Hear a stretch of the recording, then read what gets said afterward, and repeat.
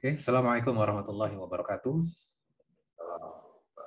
Waalaikumsalam warahmatullahi wabarakatuh. A'udzubillahi minasyaitonirrajim. Bismillahirrahmanirrahim. Alhamdulillahirabbil alamin. Allahumma shalli ala Muhammad wa ala ali Muhammad. Rabbana zalamna anfusana wa illam taghfir lana wa tarhamna lanakunanna minal khasirin. Rabbi shrah li sadri wa yassir li amri wahlul 'uqdatam min lisani yafqahu qawli. Amin amin ya rabbal alamin. Hari ini kita kembali lagi belajar di dalam surat Al-Kahfi, karena pelajaran kita di dalam surat Al-Kahfi belum selesai. Kita baru menyelesaikan 3 story ya di dalam surat Al-Kahfi, 2 pemilik kebun, kemudian yang kedua kita sudah belajar tentang apa? Musa dan Khidir, kemudian yang ketiga adalah Zulkarnain. Nah, kita akan belajar bagian yang pertama. Jadi kita balik lagi ke bagian pertama di dalam surat Al-Kahfi. Dan ini juga sekaligus menjawab beberapa pertanyaan pada diri kita ya, di zaman kita sekarang. Kalau kita lihat problematika yang ada pada zaman kita sekarang, kita bisa memahami atau melihat dan mengobservasi banyak sekali versi dalam agama Islam. Benar nggak? Begitu banyak juga penafsiran terhadap Al-Quran, juga penafsiran terhadap hadis. Dan itu terjadi. Kadang juga kita mendengar seorang ulama yang mengeluarkan fatwa, kemudian ulama lain atau kiai yang lain bisa mengeluarkan pendapat yang berbeda. Kemudian juga kalau kita lihat pada zaman kita sekarang, itu kan banyak informasi setiap waktu masuk pada diri kita. Bisa melalui WhatsApp, bisa melalui sosial media digital kita, gitu ya. Kita mendengarkan kajian-kajian, kadang hal ini berbeda dengan yang lainnya, ya. Dan itu kan kita jadi bingung ya. Ini sebenarnya yang benar yang mana, gitu kan?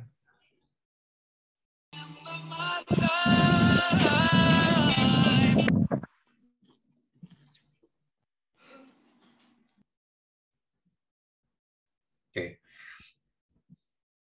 Nah, pertanyaannya adalah bagaimana saya tahu atau kita tahu bahwa kita mengikuti yang paling benar. Dan saya yakin juga gitu ya, di antara kita semuanya yang di sini gitu ya, pasti juga memiliki pemahaman yang berbeda ya. Kita tidak mungkin sama semuanya, pasti akan ada perbedaan. Nah, kita akan belajar dari sebuah sejarah ya, story yang Allah sajikan di dalam surat Al-Kahfi ini ya. Karena surat Al-Kahfi ini balik lagi ya, kita disunnahkan untuk membaca setiap hari Jumat. Gitu ya. Artinya pasti ada pelajaran yang sangat berharga sekali, gitu. Dan ini akan menjadi panduan kepada kita untuk mengarungi hari-hari kita, gitu ya, sampai Jumat yang akan datang. Kemudian Jumat yang akan datang kita di training kembali. Trainingnya apa? Surat Al-Kahfi, gitu ya.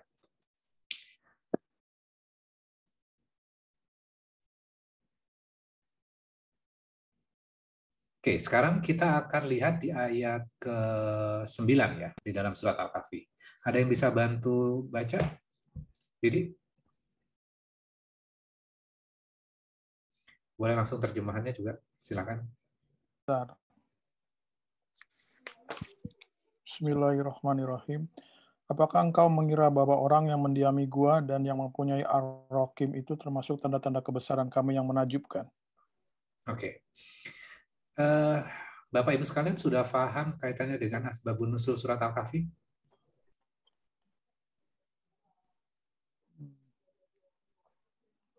Oke.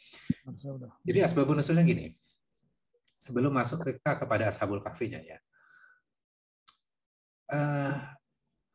Pada saat itu orang-orang Yahudi gitu ya.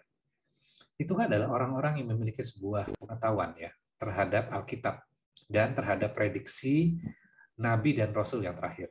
Sehingga kita tahu sejarahnya bahwa banyak Yahudi itu tinggal di kota Madinah gitu ya. Kenapa mereka tinggal di kota Madinah gitu ya? Karena mereka sedang menunggu Nabi dan Rasul yang terakhir itu akan hijrah atau tinggal di kota Madinah, sehingga mereka tunggu tuh. Nah, kemudian Nabi Muhammad ini kan diutus oleh Allah.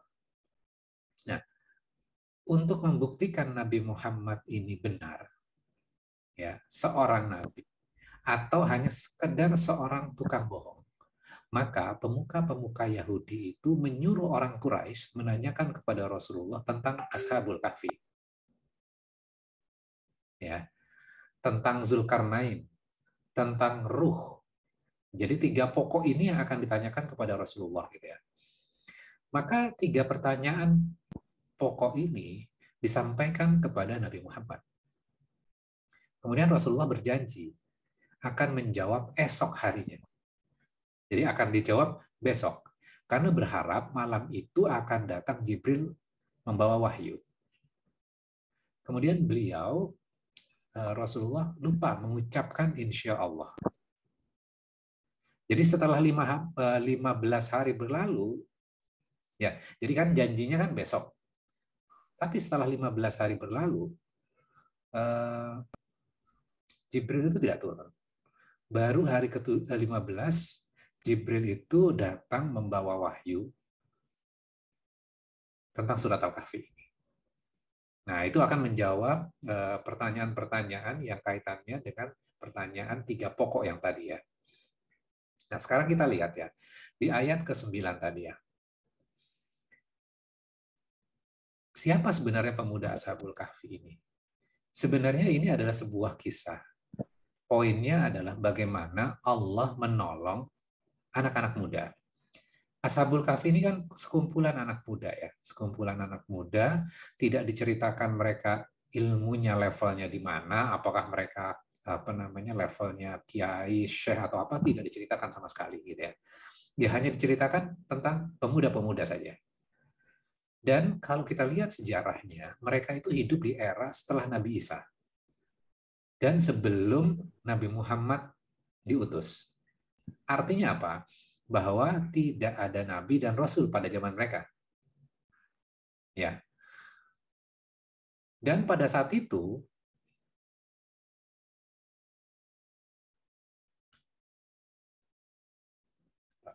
ada telepon. Dan pada saat itu semua menyembah berhala dan disponsori oleh sang penguasa, rajanya. Kemudian mereka mengadakan sebuah pesta dan setiap orang yang datang undangan ke istana itu diwajibkan untuk menyembah berhala ini. Termasuk pemuda-pemuda Ashabul Kahfi itu, gitu. Dan mereka tidak mau melakukan itu. Ya. Dan kalau kita lihat sejarahnya, ya, pemuda-pemuda Ashabul Kahfi, nasibnya kira-kira sama dengan kita nggak? Sebentar, ya, saya angkat telepon dulu kayaknya ini dari tadi. Halo. Assalamualaikum. Ya.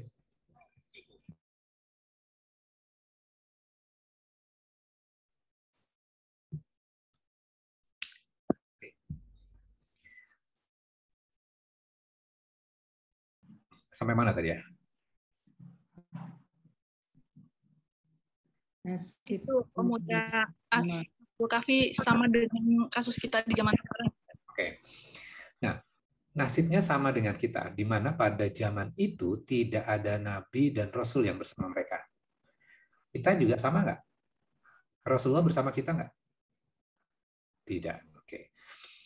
Bedanya apa? Bedanya kalau pada zaman itu kan belum ada digital, ya, belum ada sosial media, nggak banyak informasi, gitu loh. Bedanya dengan kita banyak informasi. Kita bisa akses informasi dengan banyak banget, ya, gampang sekali kita akses informasi, gitu ya. Kita mau pesan buku, kitab-kitab, kita tinggal pesan online, datang ke rumah kita. Kita mau topik tertentu, tinggal kita search di YouTube, kita udah dapetin. Ya. Nah, di zaman kita sekarang, gitu ya, banyak orang yang alim dalam ilmu agamanya, gitu ya, belajar Quran puluhan tahun dari pemuda-pemuda Ashabul Kahfi ini. Ya. Setiap Jumat kita disunnahkan oleh Rasulullah membaca surat Al-Kahfi, pastinya ini ada istimewanya. Nah, sekarang kita balik lagi, Ashabul Kahfi. Beberapa pemuda yang sedang ditimpa kesulitan. Kesulitannya apa? Karena akan ditangkap oleh penguasa. Sang raja itu setelah tahu bahwa pemuda-pemuda Ashabul Kahfi itu tidak mau menyembah berhala yang disediakan oleh sang raja, gitu ya, maka diperintahkan anak-anak muda ini untuk dikejar dan untuk dibunuh. Karena bayangkan ya, seorang penguasa gitu, seorang raja, perintahnya kan berarti kan ketika melawan perintah raja berarti kan melanggar negara ya. Sehingga hukuman pada saat itu ya, walaupun mereka adalah anak-anak orang-orang istana, ketika tidak memenuhi perintah dari raja maka akan dibunuh tuh. Sehingga mereka akan dikejar. Dan akhirnya mereka pergi meninggalkan istana menuju ke gua, dan dalam perjalanannya tidak lupa mereka meminta perlindungan. Nah, sekarang kita masuk kepada doanya nih ya. Doanya apa? Di ayat ke-9 itu. Ayatnya ayat ke-10 doanya ya. Ayat ke-9, apakah engkau mengira bahwa orang-orang yang mendiami gua yang mempunyai ar-Rakim itu termasuk tanda-tanda kebesaran kami yang menakjubkan? Nah, ini menarik di ayat 9 nih. Kira-kira kalau kita tangkap dari terjemahannya, apa yang kita bisa pahami?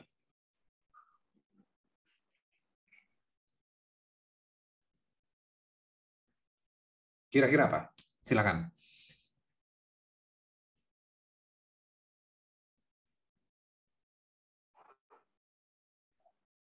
Apa kira-kira?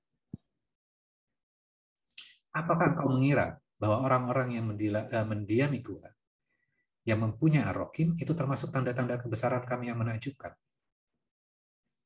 Nah, bayangkan logikanya gini ya. Mereka itu sangat mengagumi tentang Ashabul Kahfi. Gitu. Mereka menceritakan, ini loh keren, segala macam gitu ya. Allah hanya mengatakan ini. Kamu kira itu spektakuler cerita itu gitu ya? Kamu anggap luar biasa. Itu hal kecil kok. Paham nggak? Jadi ayat 9 itu pengen mematahkan pendapat orang-orang, wah ini keren, ini keren, ini keren. Dan diceritakan tuh. Sama kalau kita ada cerita yang menakjubkan, pasti kan kita akan ceritakan secara terus-menerus. Benar nggak? Ke anak kita, ke orang yang dekat dengan kita, kita akan ceritakan secara terus-menerus tuh. Bagi Allah itu hal yang simple. Bagi Allah itu adalah hal yang sederhana. Ya.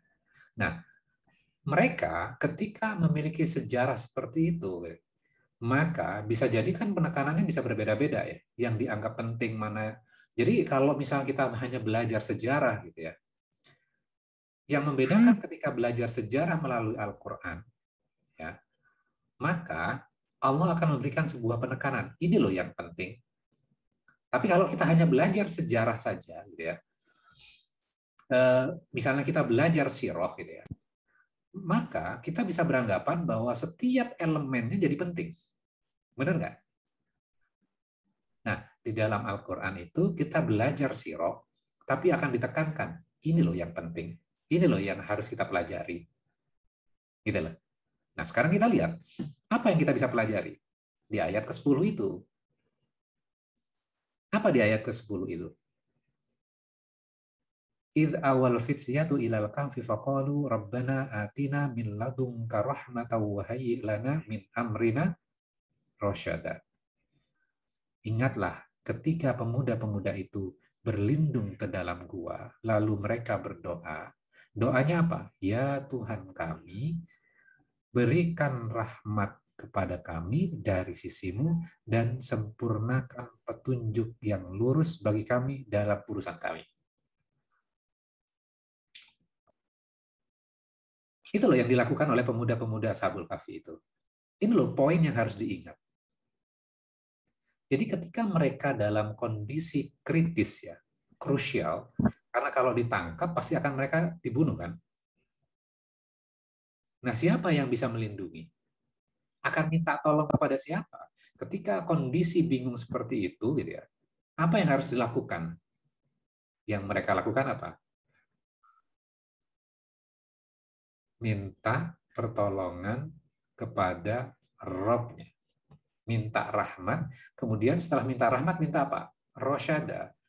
Rosyada itu apa? Rosyada itu maksudnya adalah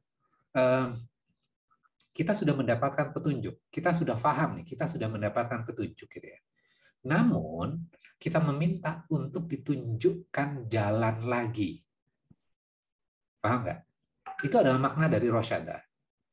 Jadi kita sudah paham, diri kita itu sudah mendapatkan petunjuk. Pemuda-pemuda Ashabul Kahfi itu tahu bahwa mereka mendapatkan petunjuk. Dan mereka meminta kepada Robnya, ya Allah, tunjukkan jalan yang lurus lagi ke depannya. Karena kan kita nggak pernah tahu ya, jalan ke depannya itu akan seperti apa. Sehingga kita butuh petunjuk lagi. Kita sudah berilmu, ya Allah berikanlah ilmumu kembali. Tambahkan ilmu, tambahkan petunjukmu. Kan gitu kira-kira tuh. Itu adalah permohonan dari pemuda-pemuda Ashabul Kahfi. Jadi supaya apa? Lebih dekat kepada Robnya dibandingkan sebelumnya. Itu poinnya tuh. Jadi meminta rahmat, kemudian rosyada supaya kita lebih dekat kepada Allah dibandingkan hari sebelumnya. Dibandingkan diri kita sebelumnya. Nah itu kan pelajaran penting buat kita juga.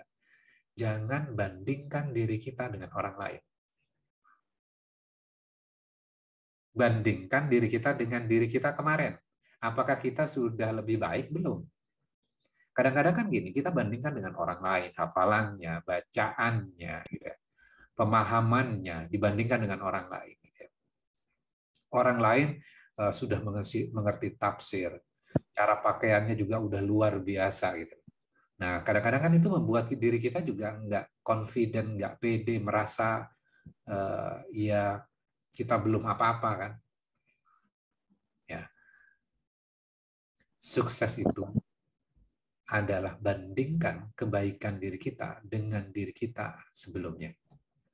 Sederhana kan sebenarnya? Karena kalau bandingkan dengan orang lain kan repot ya. Kadang kita juga nggak mau dibandingkan dengan orang lain. Benar nggak? Jadi bandingkan dengan dirimu, apakah kamu lebih baik dibandingkan sebelumnya. Sama aja udah rugi loh. Apalagi lebih buruk gitu ya. Sama aja udah rugi gitu loh. Apalagi lebih buruk. Jadi kita harus better dibandingkan diri kita sebelumnya. Nah, ini ada poin penting nih. Walaupun kita sudah lama gitu ya. Kadang-kadang kan ada orang yang sudah meninggalkan sholat, kemudian Quran, kemudian balik lagi kepada agama gitu ya. Dan banyak ya, ketika masih mudanya, hidupnya sudah menjauh dari agama, bahkan sholat juga jarang-jarang gitu ya. Kadang Jumatan saja gitu ya. Namun akhirnya dia bertaubat gitu ya, kemudian mendekat kepada Robnya, kemudian akhirnya baru belajar kaitannya dengan huruf-huruf, belajar alif lagi, belajar ba, ta gitu ya. Kemudian jika Allah menakdirkan dia meninggal gitu ya. Namun dalam prosesnya dia mendekat kepada Allah, insya Allah Allah memberikan kedudukan yang mulia. Ya. Bahkan bisa lebih baik dibandingkan orang-orang yang bacaan Qur'annya lebih baik loh dibandingkan dia. Tapi dia merasa dirinya hebat. Sedangkan orang itu merasa dirinya nggak hebat. Tapi dia berusaha untuk mendekat kepada Robnya. Gitu ya. Nah, ini yang harus kita pahami. Manusia ya, bisa saja menilai orang lain rendah. Wah, dia ilmunya masih biasa tuh, bacaannya masih belum sempurna tuh, bacaannya masih banyak salah tuh. Gitu ya. Tapi Allah menghargai usaha kita menuju kepada Rabb kita. Nah, itu kan kacamata yang berbeda ya. Kalau diri kita kan hanya melihat, membandingkan dengan diri kita. Sedangkan bagi Allah melihat proses dia dibandingkan sebelumnya. Dia mendekat kepadaku atau enggak? Dia apresiasi sesuatu yang aku sudah berikan kepada dia enggak? Rosyada itu kan artinya bahwa kita itu notice loh, kita sudah mendapatkan petunjuk. Kita bersyukur atas petunjuk itu, kemudian kita meminta petunjuk kembali. Jadi kalau kita sudah punya ilmu, kita minta ditambahkan ilmunya lagi. Gitu. Nah, balik lagi nih. Ayat ke-10. Tadi saya mengatakan di awal bahwa kita dengan pemuda-pemuda Ashabul Kahfi itu sama. tidak ada nabi dan rasul yang bersama kita. Kalau para sahabat Rasulullah kan enak ya. Kalau bingung, nanya kepada siapa? Hanya langsung kepada Rasul ya. Nanya kepada Rasul gitu loh. Kalau kita nanya kepada siapa? Ada orang yang lebih paham. Nanya pada orang yang lebih paham. Oke. Ada step yang kelewat nggak?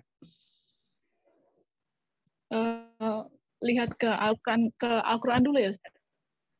Oke. Oke. Satu adalah pemuda-pemuda Ashabul Kahfi itu tidak ada tempat bertanya.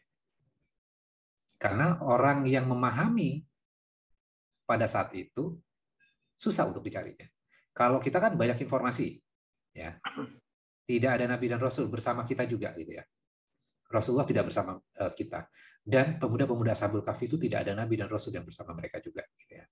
Nah, ketika kondisinya bingung gitu ya. Dan dalam kondisi kritis gitu ya. Krisis juga gitu. Maka yang dilakukan adalah meminta kepada Allah. Nah, kan saya berulang kali ya menekankan bahwa kadang-kadang kita lupa nih gitu ya.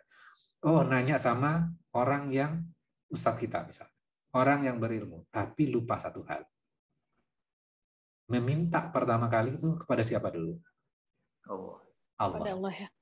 Makanya doa di dalam ayat ke-10 ini, doanya itu kan luar biasa nih. Rabbana atina min ladunka rahmah wa hayyi' lana min amrina rasyada. Ya. Mintanya itu kepada Rob kita. Nah, ini yang kadang-kadang kita lupakan. Bahwa kita meminta pendapat orang yang berilmu, itu yang kita lakukan biasanya.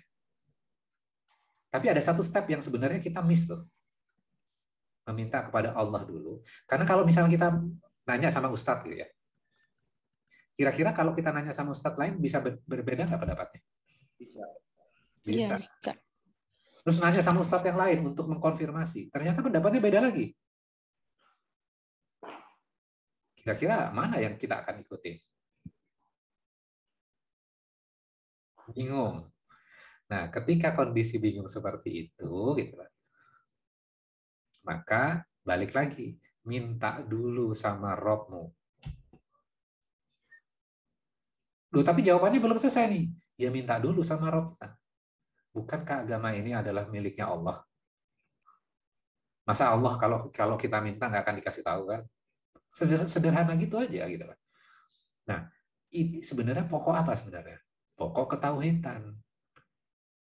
Kan kita udah ngaku nih dalam sholat, iyyaka na'budu wa iyyaka nasta'in. Aku beribadah hanya kepadamu ya Allah, dan hanya kepadamu minta tolong gitu. Tapi dalam prakteknya apa? Minta tolongnya langsung pada siapa? Ya, minta tolongnya sama manusia, gitu ya. Nah ini pelajaran pokok lah sebenarnya. Ini adalah pelajaran fundamental. Pelajaran fundamental. Oke? Ya, dapat ya poinnya. Nah, kalau kita korelasikan lagi, ngelihat big picture-nya, ingat, apa namanya, surat Al-Kahfi itu pokoknya di ayat berapa? Ayat ke-1. Bu Truli kayaknya bersuara, tapi suaranya nggak ada, Bu. Ya, lupa nyalain. Oke, ayat 1. Oke.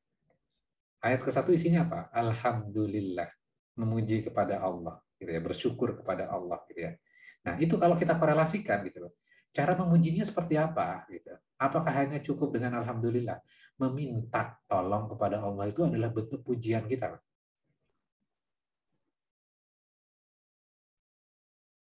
Ya. Sama kalau misalnya kadang-kadang kan gini ya. Kita itu sibuk mencari jawaban persoalan hal yang fundamental kepada sesama manusia. Padahal sama-sama bingung. Benar nggak?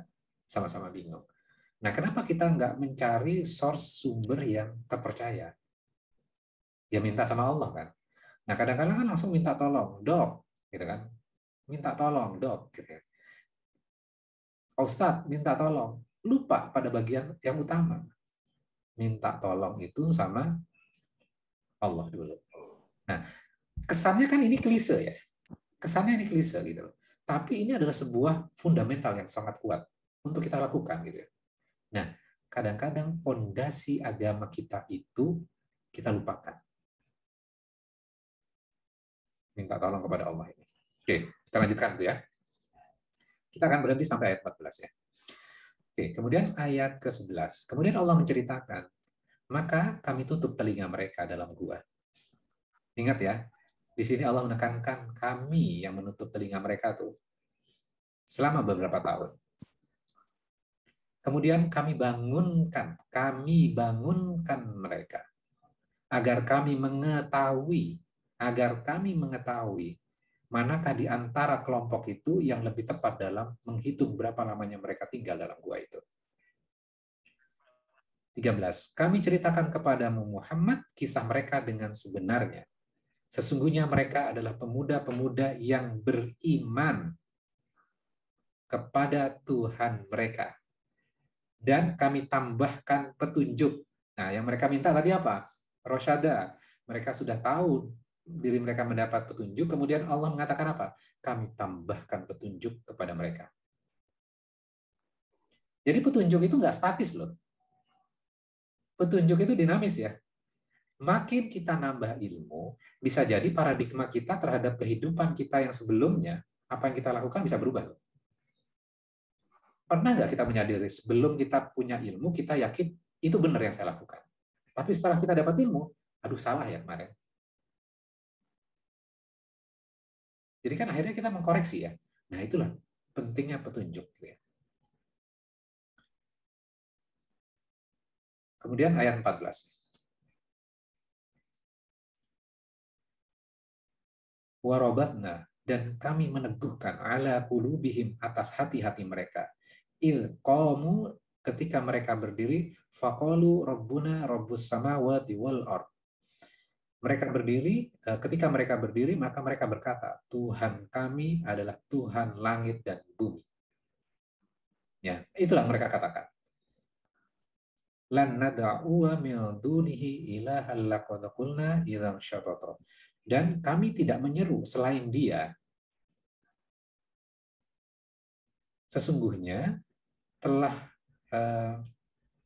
sungguh kami telah berbuat demikian. Tentu kami telah mengucapkan perkataan yang sangat jauh dari kebenaran. Jadi jika kami tidak menyeru Tuhan selain Dia, berarti kalau nggak menyeru kepada Allah, tentu kami telah mengucapkan perkataan yang sangat jauh dari kebenaran. Oke, apa yang kita bisa pelajari dari ayat 14 ini?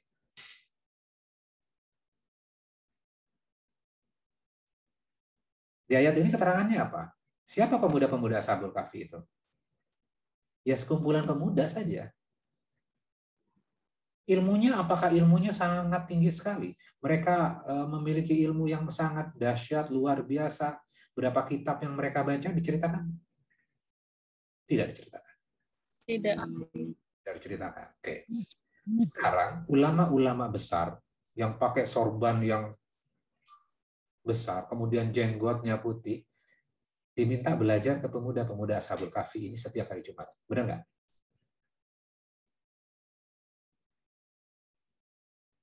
Benar ya? Oke. Dari 14 apa yang kita pelajari? Pemuda-pemuda itu sampai pada sebuah kesimpulan. Kesimpulannya apa? Kesimpulan yang paling tertinggi. Yaitu apa?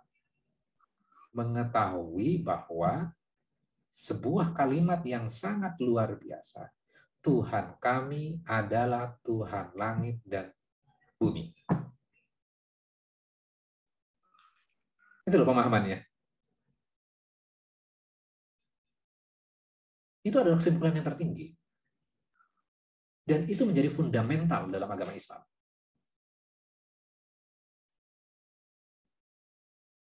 Ini adalah basic penghambaan. kadang kita tidak memberikan perhatian lebih loh terhadap hal ini.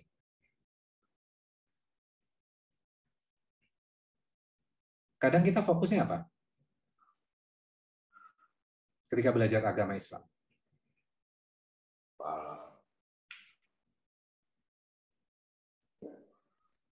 Ya. Sibuk dengan ritualnya mungkin ya Ustadz ya. Ya. Ritual. Kita fokus kepada hal yang ritualnya, kita fokus kepada bukan berarti saya mengecilkan ilmu-ilmu ini ya. Kita sibuk sama ritualnya, kita belajar fikihnya sampai bertahun-tahun belajar misalnya tajwid gitu. Bukan itu nggak penting, bukan. Tapi ada pokok yang kita nggak boleh lupakan. Nah, kalau pokoknya ketinggalan, maka akhirnya apa? Kita bisa ribut dengan hal-hal yang sebenarnya nggak perlu kita ributkan. Bukan hal yang esensialnya. Ya, bisa dipahami ya?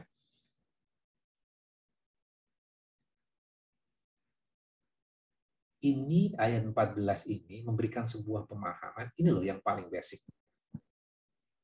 Sedangkan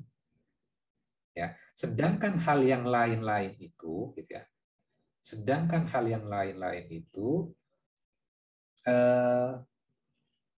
biarlah kita mengarungi jalan-jalan itu menuju Rob kita. Nah, ini yang ditekankan pendidikan dasarnya dulu gitu ya. Tentang ketauhidan ini untuk menemukan siapa? Menemukan Allahnya. Karena kalau kita langsung lompat kepada fikihnya, lompat kepada ilmu tajwidnya gitu ya. Orang misalnya diajarin ini, dia bisa sholat gitu, tapi dia tidak tahu, dia belum menemukan Tuhannya.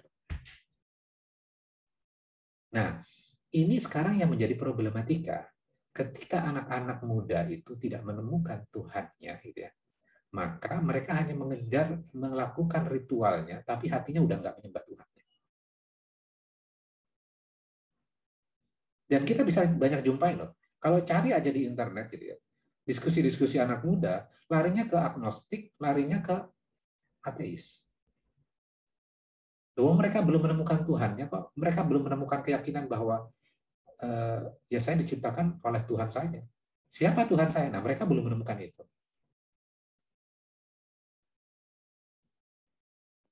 Sehingga Pak butuh diskusi-diskusi yang basic ini gitu, untuk menemukan Tuhannya. Bukankah pemuda-pemuda Ashabul Kahfi ini diceritakan pemuda loh, bukan orang tua loh. Kok mereka bisa menemukan itu ya? Nggak banyak informasi, kok mereka menemukan itu?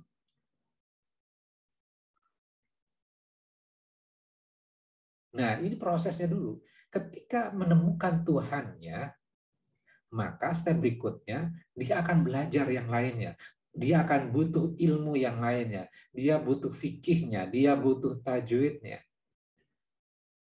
Butuh apa? Nahwunya. Butuh membaca Al-Qur'annya.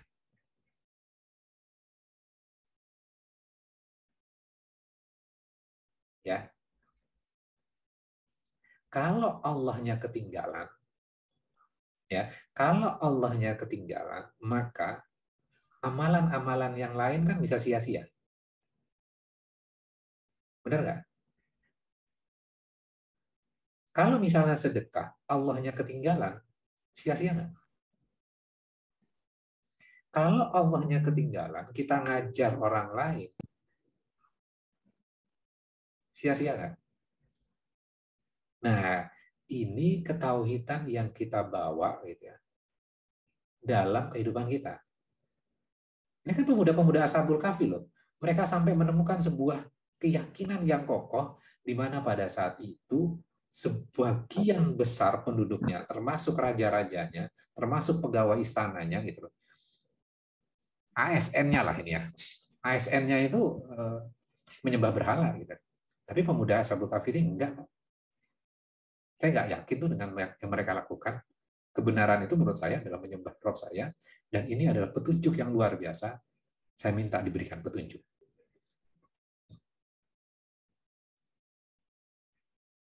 Oke, sekarang gitu. Kalau kita kembali lagi kepada pondasi dasar ini, fundamentalnya ya, ketauhidan ini, kira-kira kita akan berpecah belah nggak? Kalau urusan cuma takbiratul ihram, tangannya diletakkan di sini, di sini, di sini. Harusnya enggak ya Ustaz. Harusnya enggak. Mau kunut nggak kunut, bukan hal yang fundamental. Yang fundamental apa? Menyembah Robnya.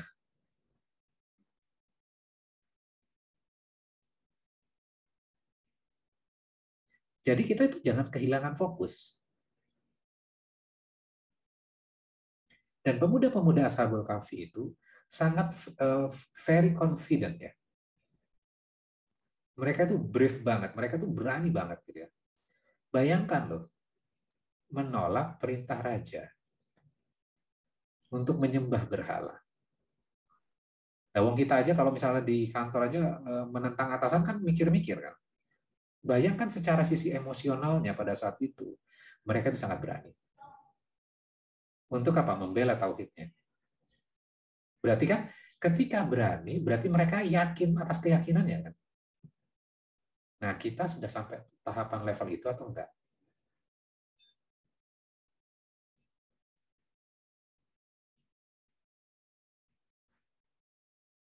Nah, kalau kita lihat pada zaman kita sekarang ya, ketika anak muda berbeda dengan sebagian besar pemuda-pemuda yang lain, gitu, anak-anak muda yang lain, anak muda itu akan cenderung minder nggak? Katakanlah dia nggak punya account TikTok, teman-temannya sudah punya account TikTok. Kira-kira dia akan minder nggak? Iya, minder. Dia akan merasa terintimidasi nggak? Iya. Ya. Namun kita lihat ya, pemuda-pemuda Ashabul Kahfi itu hanya tahu satu kalimat yang powerful, Tuhan saya adalah Tuhan langit dan bumi, dan saya tidak menyekutukan apapun.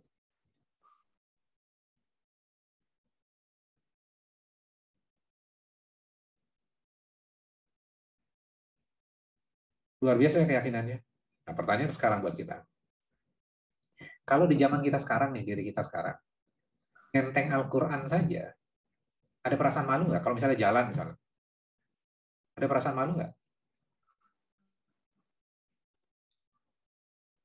Aku dianggap soalin kali ya, Ustaz. Iya. Malu sih enggak, Ustaz. Cuma dianggap jadi kayak soal. Ya. Nah, kita bisa belajar loh dari pemuda-pemuda Ashabul Kahfi ini. Bagaimana confident-nya ketika keyakinannya kuat gitu. Maka mau apa yang diomongin oleh orang-orang lain, istilahnya gini, kalau dalam bahasa Sunda, sabudeteing lah, orang lain ngomong apa. Karena yang paling penting buat dia adalah Allah saya ridho atau enggak.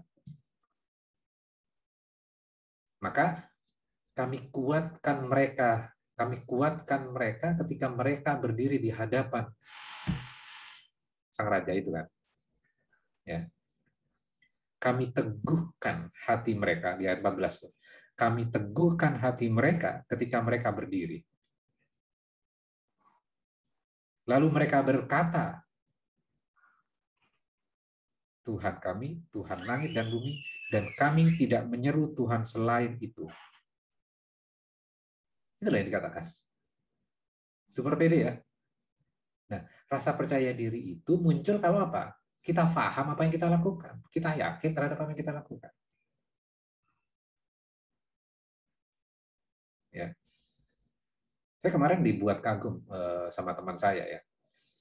Teman saya ini cerita ke saya gitu ya. Dia posisinya levelnya udah tinggi ya, sudah level SVP, Senior Vice President gitu ya.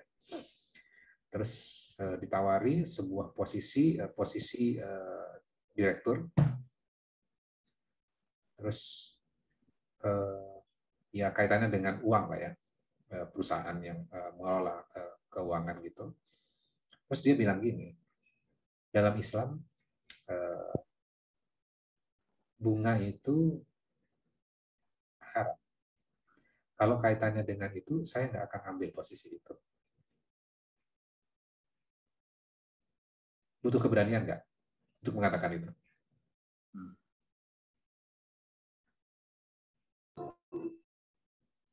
Kan itu mengandung resiko kan.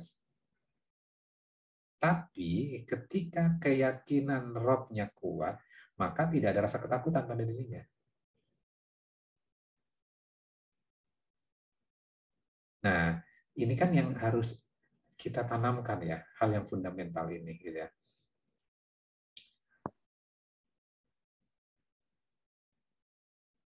Jadi kesimpulannya apa? Kesimpulannya adalah kita disunnahkan memperbaiki konsep tauhid kita setiap Jumat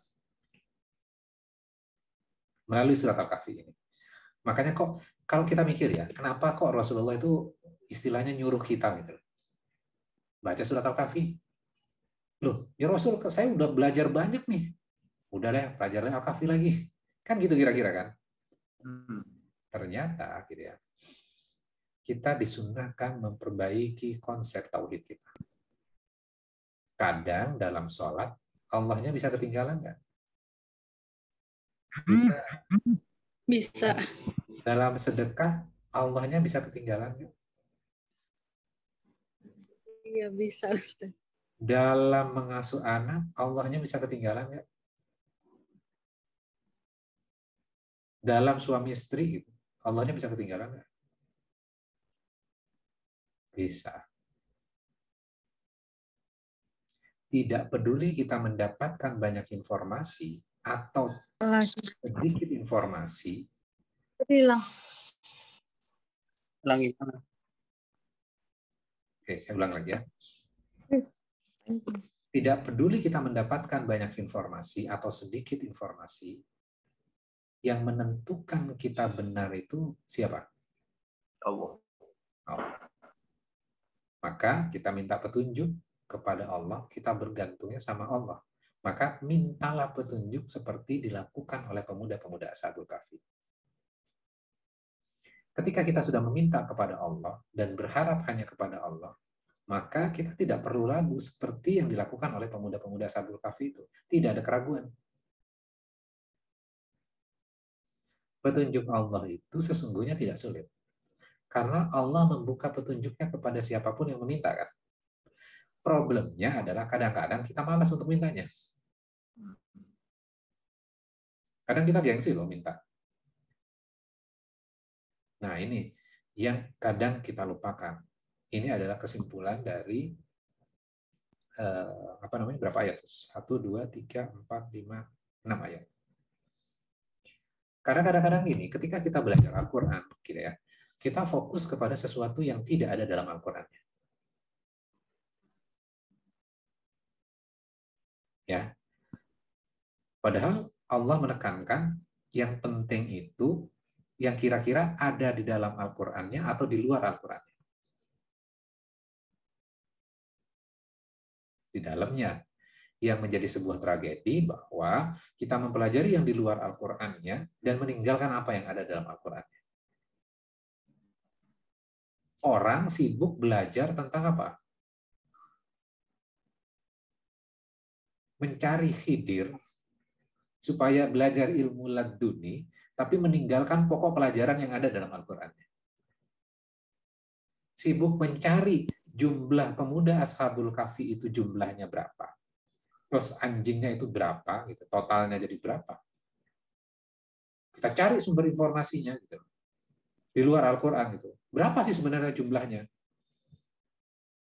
Padahal kalau kita nanti kalau kita baca, ada yang menduga 3, 4 anjingnya, 5, 6 anjingnya, 7, 8 anjingnya. Allah jawab nggak jumlahnya berapa pastinya? Enggak dijawab. Karena itu bukan hal yang penting, itu bukan hal yang esensial. Kalau diri kita tertarik dengan sesuatu yang bukan menjadi pokoknya di dalam Al-Quran. Bukan yang jadi esensinya. Kita tercari jumlahnya berapa? Enggak, Allah nggak jawab itu karena bukan itu pokoknya. Esensinya bukan di situ. Esensinya apa? Ini loh yang kita baca di dalam Al-Quran. Bagaimana menemukan ketauhidan. Ketika bingung, jangan lupa minta sama Allah dulu. Jangan minta tolong sama manusia dulu. Kan gitu kan kesimpulannya. Oke, silakan kalau ada pertanyaan.